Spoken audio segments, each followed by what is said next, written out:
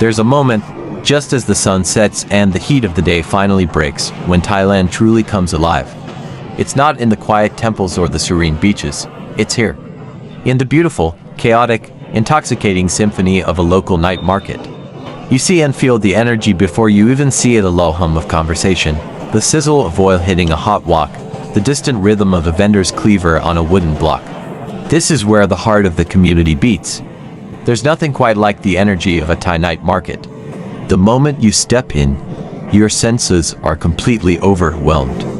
We're on the hunt for dinner tonight, and look at this spread. The sheer variety is unbelievable, dozens of trays filled with vibrant, steaming food. But first, something to drink. We spotted this stall with colorful juices chilling in ice water. Each bottle just 10 baht. We grabbed a couple to try. Let's see what they're like. Okay, the verdict is in it's intensely sweet. A classic traveler's tip. These cheap, colorful drinks are often more sugar and coloring than actual juice, but on a hot night, they can still be a sweet treat. And this is our starting point. Our North Star for tonight's culinary journey. Look at this incredible river of food. It's not just a meal. It's a tapestry of Thai flavors laid out before you. Each stainless steel tray holds a different story, a different recipe passed down through generations. My eyes don't know where to land first. My final thought on the drink, it's a sugar rush, for sure. Not something I'd buy all the time, but for a few cents, it's part of the experience. Now, back to the main event, finding some real food. And of course, you need something to cut through the humidity. This drink stall is a perfect example of simple, local refreshment. The sign is in Thai, but the colors tell their own story. The deep crimson is Nam Krajib, roselle juice, a bit tart and incredibly refreshing. The bright yellow is Dom Gek Wei, chrysanthemum tea, which is sweet and cooling. We decided to get one of each. You've got everything from rich, aromatic curries to stir-fried chicken and vegetables. The air is thick with the smell of spices, lemongrass, and coconut milk. It's an incredible sight, and the toughest part is trying to decide what to have.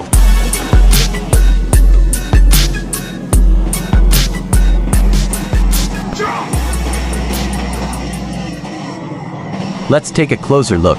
Here, this deep, dark broth with what looks like boiled eggs.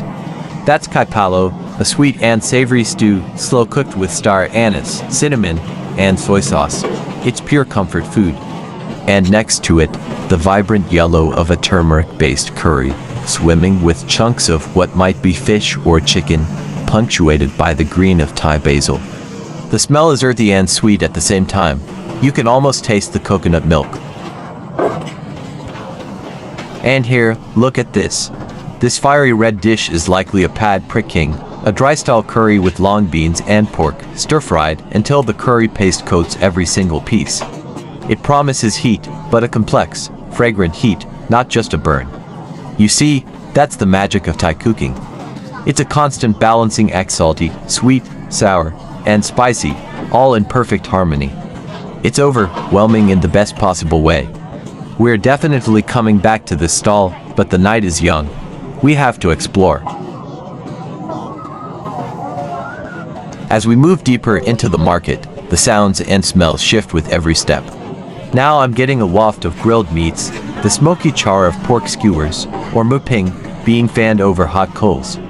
Then it's replaced by the sweet, almost floral scent of jasmine rice steaming in giant cookers. It's a sensory maze. Let's have a taste. Okay. That is pure, unadulterated sweetness. It's not a subtle flavor, it's a bold, sugary punch that instantly revives you.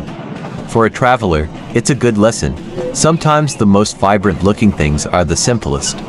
It's sugar, water, and coloring, and on a night like this. And look who's joined us for dinner.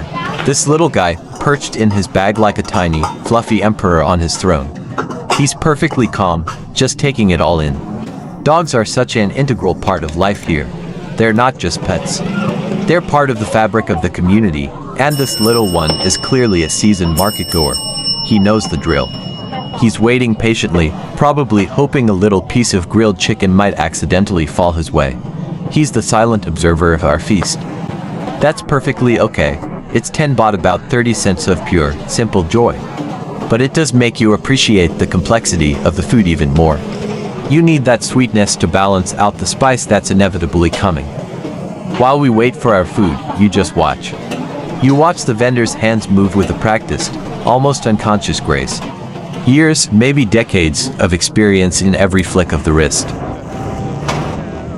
You listen to the mix of Thai chatter and laughter. This experience, right here, costs next to nothing, but it feels richer than any five-star restaurant. This is what people mean when they say Thailand is affordable. It's not just that things are cheap. It's that the most authentic, most memorable experiences are accessible to everyone. We found a small, unassuming spot to sit, plastic chairs, a metal table. It's nothing fancy, but this is where the real magic happens. This is the community's dining room. You see families, couples on dates, old friends catching up. The food here isn't just sustenance, it's the catalyst for connection. After a meal that was every bit as good as it looked, we knew we needed something sweet to finish. And then, we saw her. This woman is an artist. She's making Khanom Bueang, Thai crispy crepes. And hopefully it will be nice taste. Be a nice dessert. So if it's not nice, then I would tell you, but I hope it's gonna be nice. And yeah, basically after they cook there and they put it in the thing, and then after they cook there and they put it in the thing, and then in the back, of course. Okay, so it's gonna be good.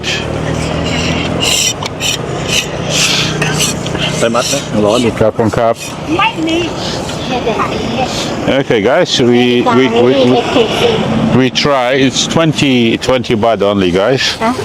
Can I try one? And gonna try one and see how it is.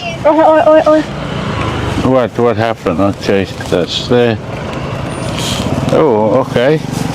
It's basically she warmed it up a grill. A lot of. It's very creamy. Yeah.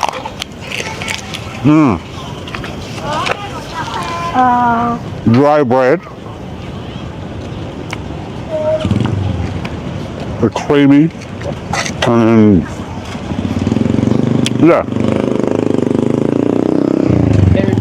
Yummy, man. It's yummy, yeah. It's yummy. But there's a lot of cream. So it's not. It's you know the cream you put in your toast in the morning, that kind of cream. So it's really nice. And yeah. I'm full now. I'm just that's what I love. You come in there at night, just walk in, have something to eat, and so basically that's what I usually do if I'm not working. So I just have a bit of time off and go outside, look at people, eat outside, enjoy the night or the evening, and yeah, enjoy. Before I go, I'd like to thank all my subscribers and new subscribers, and hopefully I will see you soon.